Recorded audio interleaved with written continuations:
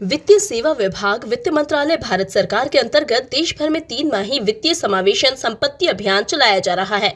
इस उपलक्ष्य में राज्य स्तरीय बैंकर्स समिति द्वारा भोपाल स्थित सेंट्रल सभागार में विशेष प्रेस वार्ता आयोजित की गई। इस अवसर पर SLBC संयोजक धीरज गोयल ने बताया कि 1 जुलाई से 30 सितंबर 2025 के दौरान संचालित 3 माही वित्तीय समावेशन कार्यक्रम के तहत देश के प्रत्येक ग्राम पंचायत में विशेष शिविर लगाए जा रहे हैं, जिसमें PMJDY नवीन खाते खोलने, 18 से 70 की आयु वर्ग वालों हेतु PMSBY दुर्घटना बीमा योजना, अटल पेंशन योजना में नामांकन, डिजिटल धोखाधड़ी से बचाव सहित उपभोक्ताओं के निष्क्रिय बैंक खातों की रिकवरी, KYC से जोड़कर पुनः जीवित करने जैसी सुविधाएं शामिल हैं। वहीं इस अभियान में राष्ट्रीय आंकड़ों के तहत अब तक कुल 63 लाख उपभोक्ताओं के बैंक खातों को रिकवरी KYC से जोड़ा गया है। विभिन्न मीडिया चैनलों से आए हुए मीडिया कर्मी साथी,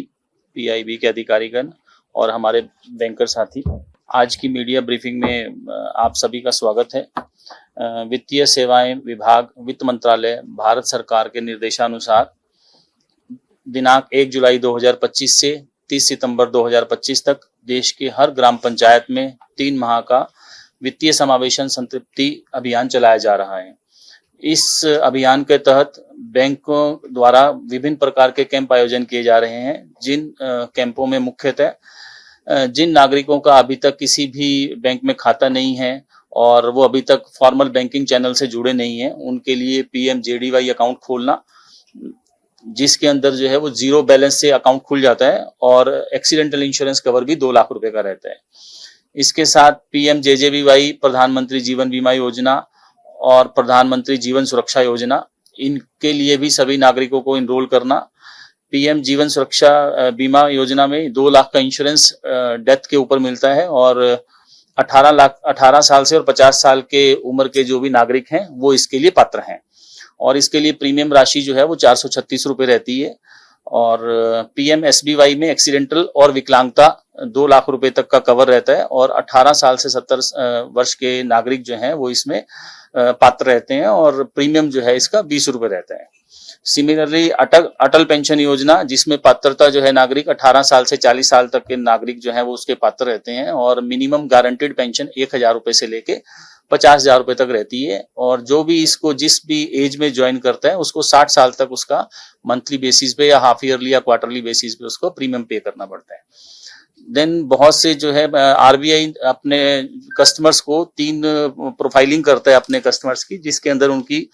लो रिस्क, मीडियम रिस्क और हाई रिस्क कस्टमर्स की प्रोफाइलिंग रहती है और जो लो रिस्क में कस्टमर्स रहते हैं उनको 10 साल बाद अपने खाते को KYC करवाना पड़ता है और जो मीडियम रिस्क में रहते हैं उनको 8 साल में करवाना पड़ता है और जो हाई रिस्क में है उनका 2 साल के बाद KYC करवाना पड़ता है। तो अभी जो है वो RBI का मेन फोकस चल रहा है कि बहुत से 2014-15 के अंदर जब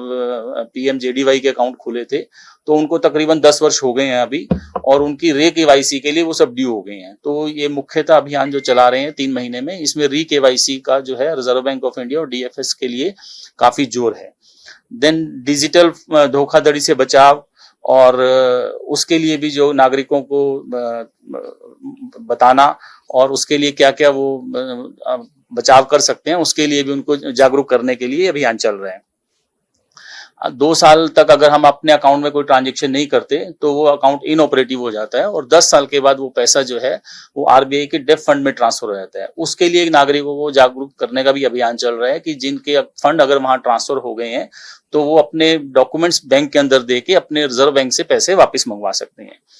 नामांकन सुविधा, हर प्रकार के खाते के अंदर जो है वो नामांकन की सुविधा रहती है, लेकिन बहुत लोग जो है वो नामांकन नहीं करते और जिसमें बाद में उनकी मृत्यु होने के पश्चात उनके जो परिवार वाले हैं उनको पैसा कलेक्ट करने में दिक्कत आती है। तो इसके लिए भी ये अभियान है कि जो अपने जितने भी खाते हैं उनके अंदर अपना नामांकन जरूर करवा लें। मैं आपका धन्यवाद देना चाहूंगा पूरा प्रेस और मीडिया का जो इस वक्त यहाँ पे है। आप जानते हैं कि माननीय प्रधानमंत्री 2014-2015 से फाइनेंशियल इंक्लूजन का जो हमने प्रोसेस देखा और PMJDY अकाउंट्स खुले, अब 10 साल के बाद RBI के इंस्ट्रक्शन के हिसाब से सब अकाउंट जो है ड्यू हो गए KYC के लिए। RBI ने नंबर को देखते हुए हमें 1 साल की मोहलत और दी थी, लेकिन मैं आप लोगों से रिक्वेस्ट करना चाहूँगा, बहुत सारे हमारे साथी जिन्होंने उस वक्त अकाउंट खोले थे आज वो अकाउंट नॉन ऑपरेटिव हैं, वो ऑपरेट नहीं कर पा रहे। कुछ अकाउंट्स में डीबीटी में भी पैसा आ रहा है लेकिन वो अकाउंट ऑपरेटिव नहीं है। तो ये जैसा कि गोयल साहब ने बोला, प्रधानमंत्री जी ने आह्वान किया है पूरे देश का कि जो भी अकाउंट खुले हैं फाइनेंशियल इंक्लूजन के अंदर उनका DKYC हो, ताकि बैंक की जो सुविधाएं सब हमारे जो कस्टमर्स को मिल रही हैं वो उसी तरीके से मिलती रहें जिस तरीके के लिए सोचा गया था। तो आप लोगों का बहुत बड़ा योगदान रहेगा कि आप ये मैसेज जो गाँव में लेके जाएं, घर घर में पहुंचाएं। 22,000 से ज्यादा ग्राम पंचायत हैं हमारी मध्य प्रदेश में, और उनके पास ये मैसेज पहुंचना, पूरा का पूरा system, RBI, government of Madhya Pradesh, central government, सब लोग इसमें ये चाहते हैं कि लोग अपना RKYC करें और बैंकिंग की सुविधाओं को जिस तरीके से पा रहे थे उसी तरीके से पाएं। सैचुरेशन कैंप में बाकी की सुविधाएं जो मिलेंगी वो तो आपको बता दी गई हैं। मेरा आपसे रिक्वेस्ट रहेगा कि ये 10वें साल के बाद ये बहुत इंपॉर्टेंट है कि लोग जिनको पैसा आ रहा है वो इनका पैसा इस्तेमाल करें और RBI के डेफ अकाउंट में नहीं जाए।